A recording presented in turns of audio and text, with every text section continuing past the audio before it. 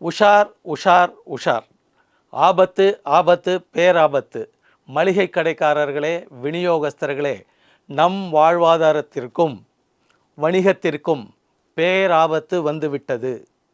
அன்பு மளிகை கடைக்காரர்களே, கடந்த ஒரு 3 வருஷம் முன்னாடி பார்த்தீங்கன்னாக்க சில புதிய கார்ப்பரேட் நிறுவனங்கள், உடான், எலாஸ்டிக் ரன், இது போன்ற சில நிறுவனங்கள் உங்களை நேரடியாக அணுகி, நாங்கள் ஆப் தருகிறோம், உங்கள் மொபைல் மூலமாக நீங்கள் ஆர்டர் போடலாம், டிஸ்ட்ரிபியூட்டர்கிட்ட, ஏரியா டிஸ்ட்ரிபியூட்டர்கிட்ட நீங்கள் வாங்குறத விட கம்மி விலையில் உங்களுக்கு நாங்கள் எல்லா பொருள்களையும் தரோம், உங்களுக்கு கடன் வசதி தரோம், நீங்கள் கடனே கேட்கலனா கூட அவன் ஒரு 50,000 ரூபாய் உங்களுக்கு கடன் இருக்குது வாங்கிக்கோங்க அப்படின்னு எல்லாம் சொல்லி உங்களை மயக்கினான். உங்களில் பலர் நம்ம வாங்காமல் விட்டுட்டா பக்கத்து கடைக்காரர் வாங்கி கம்மி விலையில் விற்று நம்ம வாடிக்கையாளர்களும் அவர் கடைக்கு போயிட போகிறாங்களே அப்படிங்கிற ஒரு அச்சத்தில் எல்லாருமே அவங்கக்கிட்ட போய் வாங்க தொடங்கினீங்க.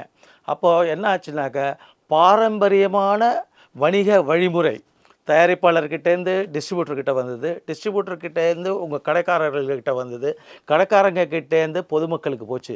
இதுதான் 75 வருஷமாக இருக்கிற ஒரு பாரம்பரிய வணிக வழிமுறை. இந்த வழிமுறையில் தான் நாடு முழுக்க 2 கோடி வணிக குடும்பங்கள் தங்கள் வாழ்வாதாரத்தை மிக மிக சிறப்பாக நடத்தி வருகிறது. இந்த ஒரு நிறுவனங்கள் கொடுத்த ஒரு டென்ஷனில் நீங்கள் அவங்க பக்கம் சாஞ்சிங்க, போட்டிக்கு பயந்து. இதை தொடர்ந்து டிஸ்ட்ரிபியூட்டர்கிட்ட போகாமல் உங்களை மயக்கி வியாபாரத்தை டிஸ்ட்ரிபியூட்டருக்கு ஒரு சூழலை உருவாக்கிட்டான். பல டிஸ்ட்ரிபியூட்டர்கள் இனிமேல் டிஸ்ட்ரிபியூஷனில் வாழ்க்கையை நடத்த முடியாதுன்னு நஷ்டப்பட்டு வியாபாரத்தை இழந்து வெளியேறிட்டாங்க. இப்போ அடுத்ததாக என்ன ஒரு புதிய மெத்தடு கொண்டு வந்திருக்கான் அப்படின்னாக்க, குவிக் காமர்ஸ் என்று ஆங்கிலத்திலும் துரித வணிகம் என்று தமிழிலும் 10 நிமிடத்தில் டெலிவரி வரும் அப்படின்னு ஒரு புதிய வழிமுறையை கண்டுபிடிச்சி அமுல்படுத்தியிருக்கான்.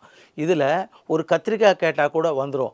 ராத்திரி ஒரு பால் பேக்கெட் ஆர்டர் கொடுத்தாங்க அப்படின்னா மற்ற நாள் காத்தால் 7 மணிக்குள்ளே வந்துடும்.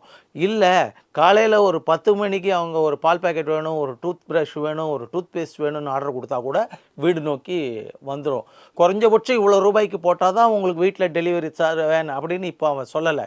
எவ்வளோக்கு போட்டாலும் வீடு நோக்கி டெலிவரி வரும்னு சொல்லும்பொழுது அனைத்து வாடிக்கையாளர்களும் அந்த மாயையில் மயங்கி நிச்சயமாக விழத் தொடங்கி விட்டார்கள். இப்போது பெரும்பாலானவர் விழுந்துட்டாங்க. இனிமேல் முழுக்க முழுக்க முழுக்க விழுந்துருவாங்க. உங்கள் கடைகளுக்கே வரக்கூடாது இந்த வாடிக்கையாளர்களாம் அப்படிங்கிற ஒரு திட்டத்தை எப்படி அமல்படுத்தியிருக்கானா, 100 ரூபாய் எம்ஆர்பி உள்ள பொருளை 30 ரூபாய்க்கு 40 ரூபாய்க்கு அவன் விற்பனை செய்கிறான். எந்த காரணம் கொண்டும் நம்மளால் அந்த மாதிரி விற்க முடியாது. ஏனால் எல்லா நிறுவனமும் 80 ரூபாய்க்கு தான் 100 ரூபாய் எம்ஆர்பி இருக்கிற பொருளை 80 ரூபாய்க்கு தான் நமக்கு கொடுக்குறாங்க, கடைக்காரங்களுக்கு கொடுக்குறாங்க. அப்போது நீங்கள் குறைஞ்சபட்சம் 81 ரூபாய்க்கு விற்றா தான் 1 ரூபாய் லாபமே கிடைக்கும். அந்த மாதிரி தான் இன்றைக்கி போட்டியில் எல்லாருமே வியாபாரம் செஞ்சுக்கிட்டு இருக்கோம். ஆனால் இந்த கார்ப்பரேட் குவிக் காமர்ஸ் என்ற நிறுவனங்களான Zepto, Zomato, Swiggy, Instamart, Big Basket போன்ற அனைத்து நிறுவனங்களும் 10 நிமிடத்தில் டெலிவரி என்று விளம்பரமும் செய்து ஆப் மூலமாக ஒவ்வொரு குடும்பத்திற்கும் 100 ரூபாய் பொருளை 30 ரூபாய்க்கு 40 ரூபாய்க்கும் வழங்குகிறார்கள். சரி, இப்போது 30 ரூபாய்க்கு 40 ரூபாய்க்கு அவன் வழங்கினானாக்க மிகப்பெரிய லாஸ் வருமே அவனுக்கு அப்படின்னு சொல்லி நீங்கள் நினைக்கலாம். இதை நம்ப முடியாமல் கூட இருக்கலாம். அது எப்படிங்க நஷ்டத்தில் போய் ஒருத்தன் வியாபாரம் பண்ணுவானா அப்படின்னு. நஷ்டத்தில் வியாபாரம் ஒருத்தன் பண்ணுறானாலே அதுக்கு பின்னாடி மிகப்பெரிய சதித்திட்டம் இருக்குதுன்னு நீங்கள் அவசியம் புரிஞ்சுக்கிட்ட ஆகணும்.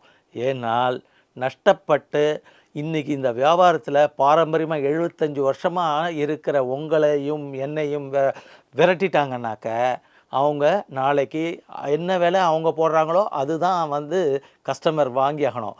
வாடிக்கையாளர்கள் இன்றைக்கி மாயையில் எனக்கு 40% கிடைக்குது, 30% கிடைக்குது, 50% கிடைக்குதுன்னு சொல்லி போய் விழுந்தால் நம்மெல்லாம் இல்லாமல் விரைவில் போயிடுவோம். அவங்களுக்கு இருக்காது, தெருமுனையில் கடை இருக்காது, பஸாருக்கு போனால் மளிகை கடைகளில் முன்ன மாதிரி இருக்காது.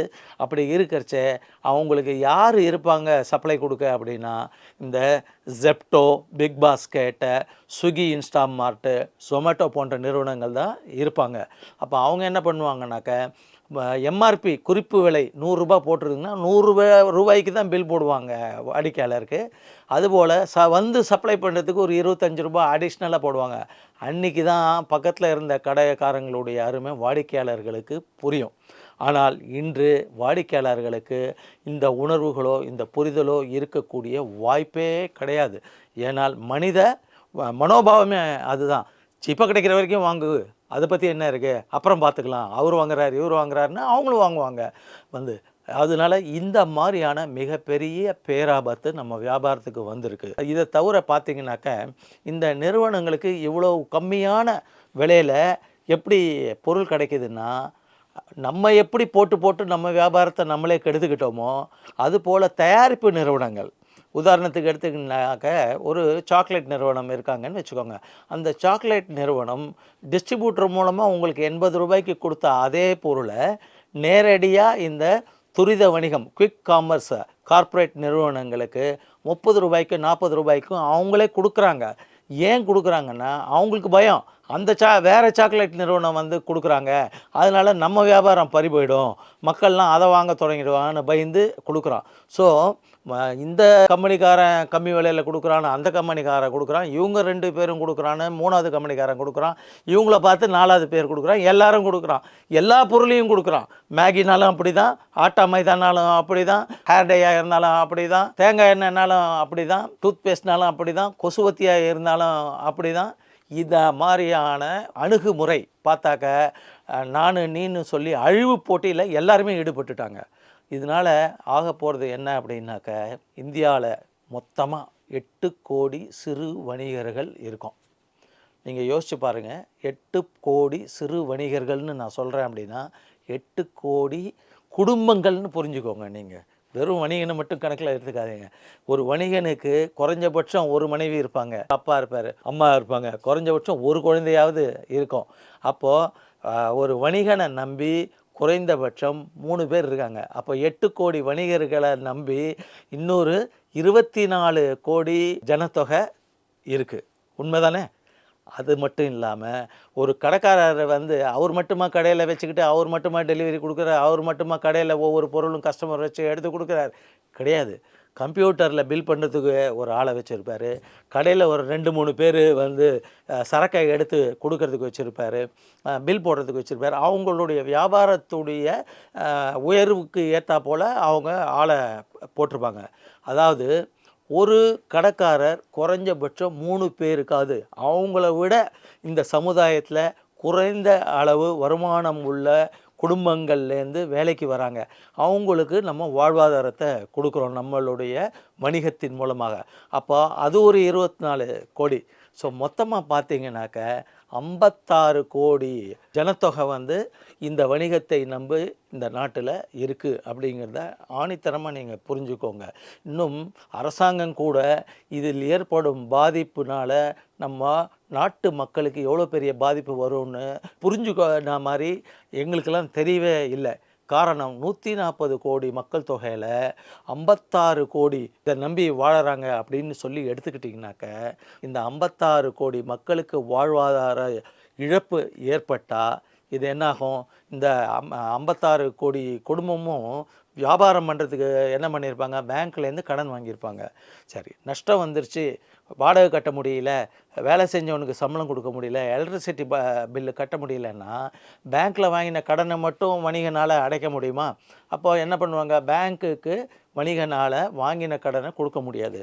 ஒருவேளை சொத்தை அடமானமாக வச்சு கடன் வாங்கியிருந்தால் என்ன ஆகும்?